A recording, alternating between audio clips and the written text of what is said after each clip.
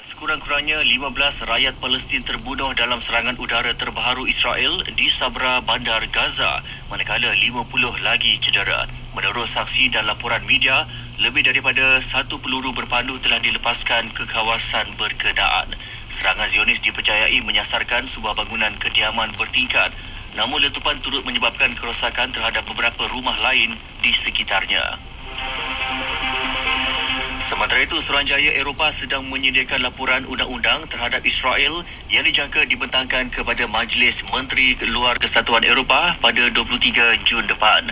Menurut Presiden Majlis Eropah, Antonio Costa, laporan itu berpotensi membuka ruang pelaksanaan sekatan separa terhadap Israel sekiranya didapati gagal mematuhi kewajipan hak asasi manusia bawah perkara 2 Perjanjian Persatuan antara EU dan Israel.